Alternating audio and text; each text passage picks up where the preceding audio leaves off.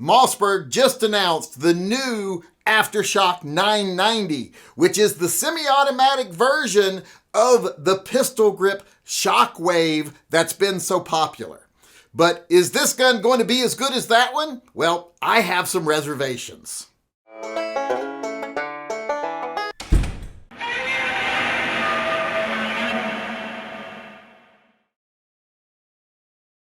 Hey everybody, Yankee here. If you're not familiar with the shockwave from Mossberg, you must be living under a rock, because it's been a very popular kind of a short pistol grip shotgun. It's kind of a way of getting around the short barrel shotgun laws, and these guns are a lot of fun. Now this is not actually a shockwave, because for once I was ahead of the game, and I actually bought this back when a company called Asylum Weaponry was making this and calling it the Gatekeeper.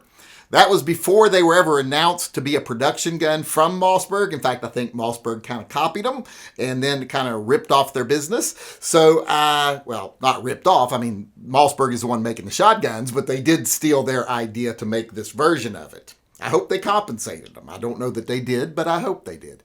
I know I compensated them when I bought this because it wasn't cheap. Definitely not as cheap as the shockwaves.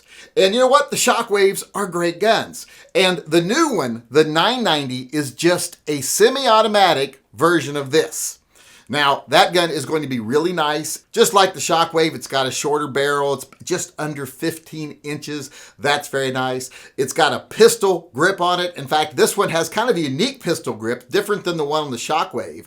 I'm interested to try it out, see how it feels. You can buy the gun from the factory with an installed laser sight on the side of it. And since it does look like it just lines up with already existing points, I do believe you could probably add this afterwards. But if you want to get it right off the bat, you can get it from the factory. Another little feature here is it does have a little M-lock attachment at the front of the stock. So if you want to throw a light on here or some other attachment, you got a place to do that. Now, even though the gun is really short, the capacity's not that bad. It's 5+1, so you can get 6 rounds total in this gun. Be a great gun for camping, hiking, whatever. If you're going to be in bar country, you know, something like that. So I like the gun overall, but I do have some problems with it here, or some potential issues I think would be a problem. Now, the first problem I have with it is I don't think the barrel needs to be that long. I would rather have a one with a 10-inch barrel, maybe cut it down to 4+1, and I would be a lot happier with that. I think it would be a lot cooler. I would love to see Mossberg do a 10-inch barreled version of this. I think that would be the sweet spot. Now, one potential issue I have with the new gun is when you're shooting the shockwave or the Gatekeeper in my case here, it's a lot more fun when you're shooting lighter loaded ammo. If you're shooting birdshot or target loads, just a lot more fun. If you're shooting full house loads in this, if you're shooting buckshot, if you're shooting slugs, it's a bit of a handful. Kind of takes the joy out of it. So I wouldn't want to shoot it unless I had to with those types of rounds. But since the new model is a semi-auto, it's going to need hotter rounds to cycle, because I'm sure I don't have to tell anyone out there, a lot of semi-automatic shotguns have problems with birdshot or target loads. It doesn't activate the mechanism, doesn't cycle the mechanism because they are too light. So I cannot see that that wouldn't be a problem in one of these. And in fact, I think it would be compounded, because not only are you not getting quite as much energy from the actual round if you're shooting lighter loads, but it's not up against your shoulder, so you're not bracing it. So you're losing even more of the energy there. Since you're holding it like a pistol or holding it at your hip, it's not going to be braced against you. It's not going to have something stopping it from moving. Now, with a lot of guns, and we know a lot of shotguns have trouble with lighter loads, it doesn't really matter if they can't handle the really light stuff or the target stuff, because, you know, you have it as a working gun. It's not a gun you go out and have fun with. It's for home defense, property defense, or maybe even taking down big game. So it doesn't really have to be good with light loads. So that's fine with those. But with this gun, for it to be fun, and that's one of the major aspects of this gun, is that it's fun. You can take it out, have a good time with it. It has to be able to handle those lighter loads, because it isn't really fun to shoot the heavier stuff in it. It's a little bit abusive. So you want to be able to handle those lighter loads, because this gun is meant to have fun with. And if it can't handle those loads, if it's jamming all the time, how much fun is that? Even at the range, if your gun is jamming all the time, you're like, this is junk, I don't want it. So it kind of takes the joy out of owning it. So it's got to be able to handle those lighter loads because this gun is meant to also just have fun with. So it's got to be able to handle that. It's got to be able to do that. Now you can make a gun do that. A lot of competition guns where they just shoot clays and stuff, they're made to where they handle a lot lighter ammo because they're not being used for home defense or property defense or anything like that. But this gun is something you want to have fun with, but you also might want to use it camping or hiking. And it's got to be able to handle heavier loads too. And the problem with a lot of guns, when you make them to where they handle the lighter loads, well, then they're not reliable with heavier loads. Or the heavier loads are just too abusive for the gun. Wears them out too much. Prematurely destroys the gun because it's not set up for them. The main problem when you set them up for lighter loads is usually that everything moves too quick. It causes it to not be reliable. Jams. Semi-automatics where the parts are moving too fast don't cycle properly. And to get it to be good with those light loads, you're greasing the wheels a little bit. You're lightening resistance. You're making things move easier and faster so that it cycles well with those lighter loads.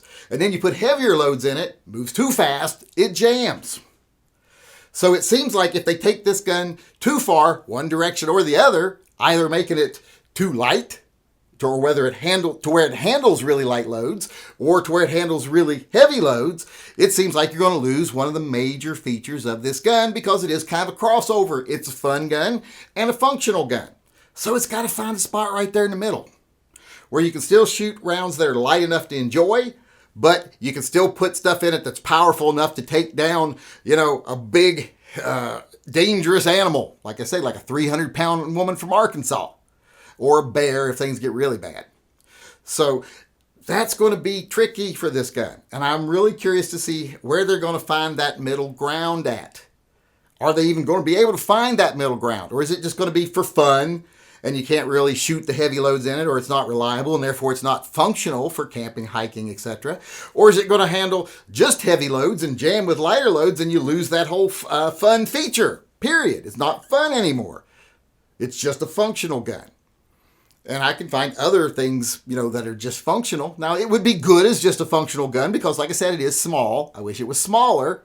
And that brings me to this thing again, too.